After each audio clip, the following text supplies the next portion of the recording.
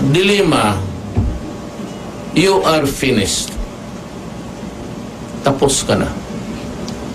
Sunod eleksyon, by the way, you look nice. Fighter talaga. Si De Lima raw ang unang lumabag sa karapatang pantao nang magpunta siya sa Davao para raw patunayan ang kaugnayan ni Duterte sa Davao Death Squad. She started everything, not only me, but maraming Pilipinong sinira niya. Now the truth is out.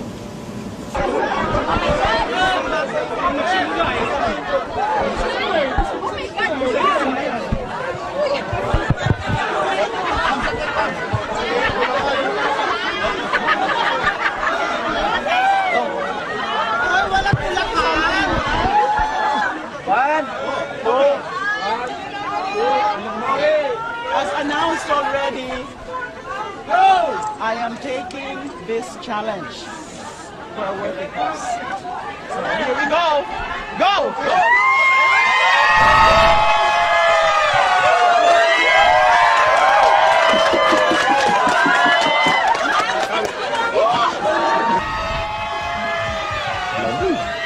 Dalawang timbaan ng tubig na may yelo ang ibinuhos kay De Lima.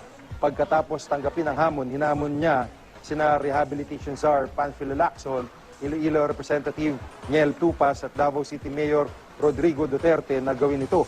Bukod sa pagtanggap sa Ice Bucket Challenge, magdodonate din si De Lima ng $100 sa ALS Foundation. Nakausap namin ang kamag-anak ni Warren sa kanyang bahay sa Caloocan City. Nakikiusap ang kanyang tiyahin na tigilan na ang issue. Apektado na raw kasi ang asawa at mga anak nito. Sana ito pong balita na to, maayos na. Wala namang katotohanan. Ang bata na epektuhan. Sa school, tinutukso. Wala sa bahay si Warren pero nakaparada sa garahe ang isang kotse. Kahalintulad yan ang nasa larawang ipinost sa Facebook account na ngayon nakakulong na si dating Senador Jingo Estrada na Citizen G. Tanong sa account ni Estrada, ang senadora raw ba ang bumili ng kotse, pati na ng 3 jeep at motorsiklo ni Warren. Kinumpirma ng mga kaanak ni Warren na pag-aari ni Warren ang kotse, pero hindi raw yun galing kay De Lima. Inuhulugan niya lang noon pa yan, wala pa siya kay De Lima. Inaano na yan, inuhulugan niya. So sa kanya po talaga yan. Oo. May jeep din daw si Warren, pero hindi rin daw ito bigay ng senadora. Chismis lang yun eh. Kasi po. Hindi naman totoo yun eh. Bakit po? Wala namang talaga eh. Iisa jeep. Dating jeep nila yun. Pina-repair niya. 80s pa yun. Nagawin na raw sa lugar si Senator De Lima, pero para mangampanya lang at walang personal na pakay kay Warren. Eleksyon lang. Siyempre, kahit sinong kandidato pupunta, pag may eleksyon, naghahatak lang ng tao eh. Nauna nang itinanggi ni De Lima na may relasyon sila ni Warren at wala nga daw siyang love life sa ngayon. It's part of my staff. It's part of my security. The cat is out of the bag, ika nga. Hindi raw itinatanggi ng Pangulo ang mga nangyayaring engkwentro ng pulis at mga sospek sa droga. Pero giit ng Pangulo, lehitimong operasyon ng pulisya ang lahat ng ito at inaako niya ang responsibilidad dito. Pero tanong niya, bakit lahat na lang daw ng pinapatay sa gobyerno iniuugnay? Ilang sandali matapos ang press con, binigay sa media ang matrix ng umano'y kalakaran ng droga sa Nubilibid Prison. Sa isang pahinang papel, nakasaad ang pangalan ng iba't ibang individual at kung paano sila magkakaugnay. Ang may pinakamataas na katungkulan sa mga ito, si Senadora De Lima. Kasama rin ang umano'y dating driver-lover na si Ronnie P. Dayan. Kilala rin daw si Dayan bilang Boss De Lima. Siya raw ang tumatanggap ng buwanang payola mula kay Nooy Bureau of Corrections Chief Franklin Bucayo na ipinapadaan sa isang SPO1 Palisok na kilala umanong drug users or Bistondo, Pangasinan.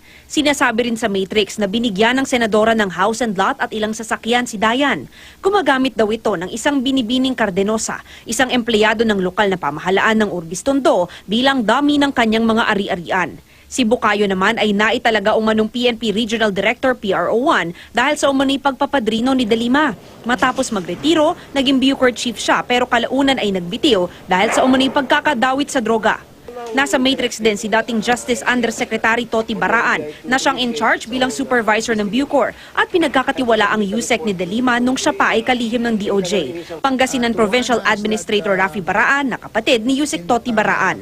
Pero tinanggal siya umano ng ombudsman sa serbisyo dahil sa pagkakasangkot sa black sand mining at quarrying. Siya rin daw ang trusted man sa umano'y illegal na gawain ni dating Pangasinan Governor Amado Espino na ngayon congressman na. Kasama rin siya sa naturang matrix. Si Espino raw ang pinakamayamang politiko sa Northern Luzon. Bukod kay Espino, nasa matrix din ang isang BM Raul P. Sison. Giit ni Presidential Communications Secretary Martin Andanar, dumaan sa maayos na beripikasyon ang laman ng matrix. Ito ay nanggaling sa PIDEA at the Philippine National Police and went through the same vetting process na ginawa nung mga nakaraan. Ayon naman sa isang legal expert, dito sa ikahalang ito, wala akong direct na masasabi na may krimeng nagawa. Base sa matrix lang. Hindi ko alam kung anong kaso iniisip. If it has something to do with the drug, pang wala. Mav Gonzalez, GMA News. Again, earlier, some of my relatives, yung mga babae, the women, were asking me, even from the States, the residents of the United States, why did you have to include the relationship between De Lima and her driver? Now, the crux of the matter is, if I do not talk about that relationship with De Lima to her driver, then there is no topic to talk about. Because what is really very crucial there is the fact that because of that relationship with her driver, which I termed immoral because the driver has a family and a wife, that connection gave rise to the corruption of what was happening inside the National Penitentiary. Kaya nga nagkaroon ng special privileges. Are you not surprised that during her term and for a longer period, when she became the Secretary of Justice, there were special privileges granted to almost all inmates. There were guns there inside. There were parties being held almost every night. There was a combo, a musical group. Liquors and alcoholic drinks flowed freely, and women went inside and out the prison. Now, if I do not mention the connect between the senator, who was then a Secretary of Justice, and a driver, how would you now explain? How would now explain to the public that these things happened, the partying, drugs, and even cooking shabu went well, unbridled, unhampered, because of the driver himself? Would you think that a driver of a Department of Justice employee could have allowed these things by all and himself? These illegal things which you saw on TV almost every day for about a month? Do you think that without De Lima giving him the authority to allow the inmates to do that, all of this could have only happened if there was the go signal from the head of the department, which is the secretary. Barlaan, is that his name? Yeah, Barlaan. He was also one of the bagman. He was also, there's another fellow there.